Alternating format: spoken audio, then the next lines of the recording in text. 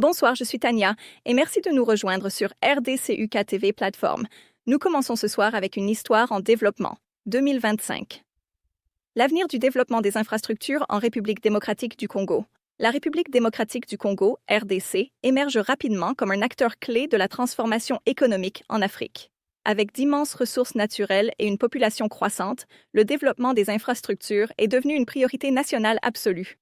Ce guide 2025 explore les défis actuels, les principaux projets à venir et les nouvelles opportunités d'investissement dans les secteurs de l'énergie, des transports et de l'urbanisme en RDC. Pourquoi l'infrastructure est importante en RDC? L'infrastructure ne se limite pas aux routes et aux ponts, c'est la base de la croissance économique, de l'équité sociale et de l'intégration régionale.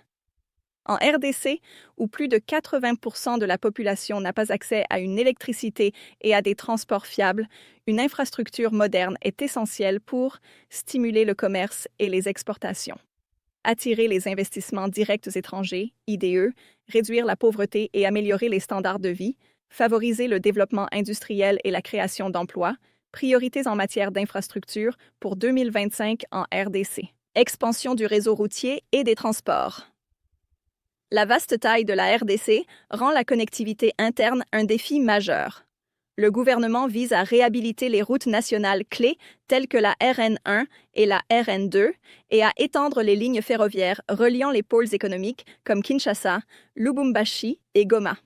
Projets en cours, programme de pavage et d'entretien des routes nationales, modernisation des aéroports régionaux. Investissement dans les liaisons routières transfrontalières, Zambie, Rwanda, Angola. Accès à l'énergie et production d'électricité. Seuls 19% de la population de la RDC ont accès à l'électricité. L'expansion de cet accès est cruciale pour les industries et les ménages. Projets énergétiques clés. Développement des barrages hydroélectriques, INGA 3 et 4. Projet de micro-réseaux solaires pour l'électrification rurale. Parc éolien et solaire, financé par des fonds étrangers dans le Haut-Katanga et le Kasaï travaillé avec des experts locaux de confiance ou des entreprises établies comme Karan peut faciliter le processus et réduire les risques. Infrastructures portuaires et logistiques. En raison de son enclavement dans de nombreuses régions, la RDC dépend de ports efficaces et de corridors de transport. Priorité de modernisation. Expansion des ports de Matadi et Banana, nouveaux ports secs à Kinshasa et Goma. Systèmes logistiques intelligents pour réduire les retards de cargaison.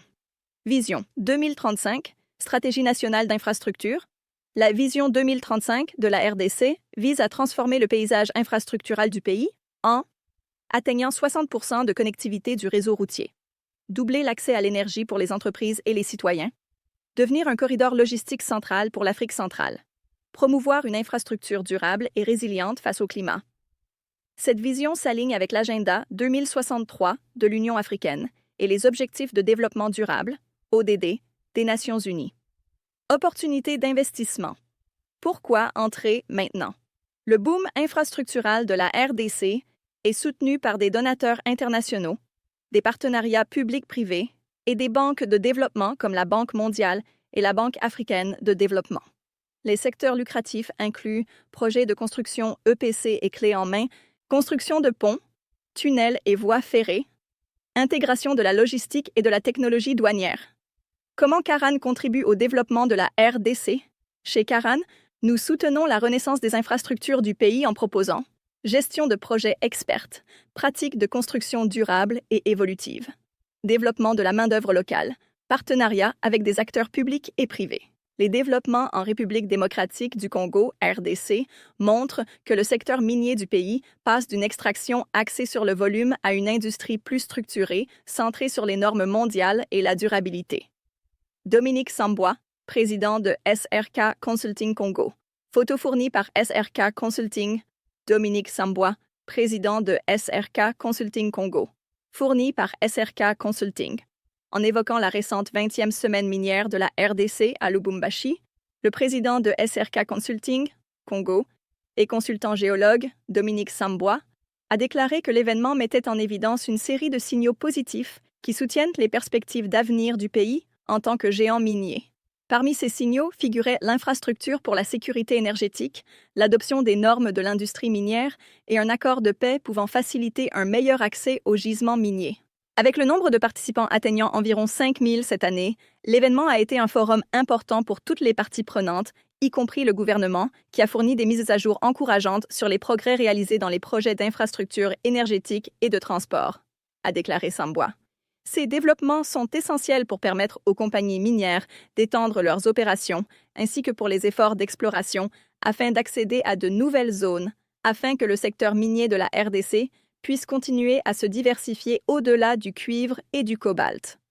Lien ferroviaire de Lobito.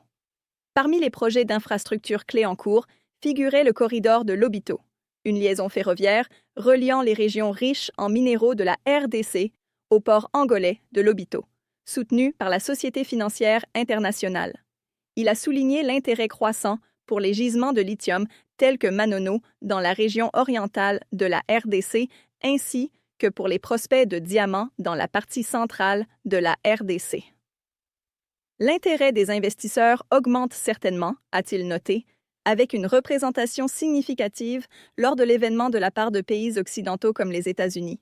Tout le monde actif et intéressé par la RDC a également été encouragé par les démarches visant à sécuriser un accord de paix entre la RDC et le Rwanda, car cela pourrait catalyser de nouveaux investissements et une expansion minière, en particulier dans les zones déstabilisées par l'activité militaire, a-t-il déclaré. Énergie propre. La phase 1 du projet hydroélectrique Inga 3, financé par la Banque mondiale, était un autre projet d'actualité discuté lors de la semaine minière de la RDC, qui offre de grands espoirs pour l'avenir de l'exploitation minière, a déclaré le Dr Nicolas Steenkamp, consultant principal chez SRK Consulting Afrique du Sud SA. L'hydroélectricité propre grâce à un grand projet comme celui-ci facilitera une expansion considérable des opérations minières en renforçant la disponibilité et la fiabilité de l'électricité via le réseau principal, a déclaré Steenkamp. Là où elle pourrait remplacer l'électricité coûteuse générée par du diesel dans les mines, une telle source d'énergie pourrait également rendre les coûts de production plus compétitifs à l'échelle mondiale, tout en aidant les mines à décarboniser dans le cadre des efforts de durabilité à l'échelle de l'industrie. Il a noté que les sources d'énergie plus propres du réseau en RDC pourraient également positionner les producteurs du pays en tant que leaders dans la transition vers une préférence pour le cuivre vert parmi les clients poursuivant la transition énergétique loin des combustibles fossiles. La centrale hydroélectrique de Busanga, de 240 MW, au nord de Kolwezi sur la rivière Lualuba, fait partie des projets d'énergie renouvelable les plus récents à avoir été mis en service. Plusieurs projets solaires sont également en cours de développement dans les mines, visant à exploiter des sources renouvelables tout en stabilisant l'approvisionnement en énergie sur site et en favorisant l'agenda vert. Impact socio-économique. L'évolution récente de l'industrie minière en RDC a été marquée par des réglementations locales visant à exploiter son impact positif sur l'économie et la société dans son ensemble, ainsi que par une acceptation croissante des normes mondiales, en particulier celles liées aux préoccupations environnementales, sociales et de gouvernance, ESG.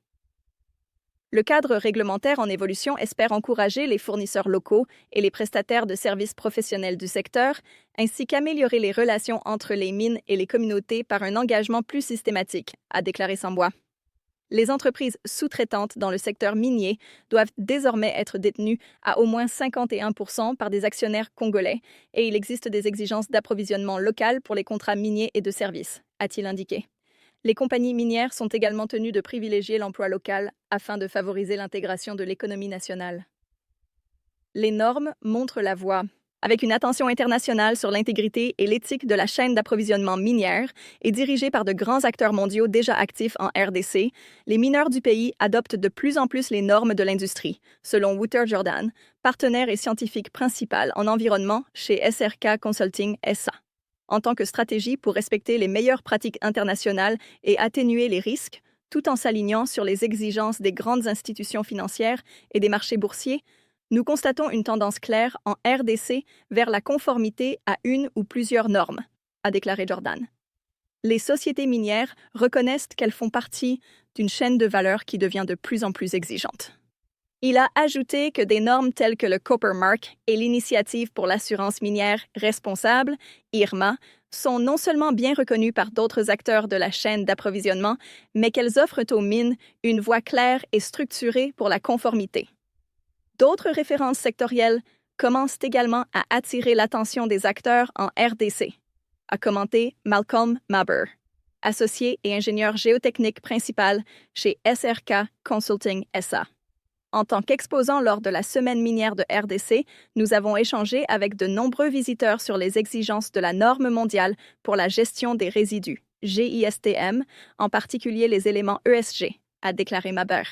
Il est évident que les entreprises opérant dans le pays sont désireuses de commencer à comprendre et à mettre en œuvre cette norme, si ce n'est pas déjà fait. Regard vers l'avenir. Sambwa a déclaré que la semaine minière de RDC mettait en avant les impacts potentiellement positifs des efforts du gouvernement à ce jour pour optimiser les bénéfices que les communautés voisines tirent des opérations minières. Cela incluait l'investissement social de 0,3% du chiffre d'affaires des mines dans des fonds communautaires afin de soutenir l'amélioration et le développement économique local. Bien sûr, le bénéfice social est inégalement réparti à travers le pays car il ne s'applique qu'aux régions minières, a-t-il dit. Cependant, l'impact peut être positif si l'accord est bien géré par des professionnels compétents et s'il existe un haut niveau de transparence en ce qui concerne les revenus et les contributions.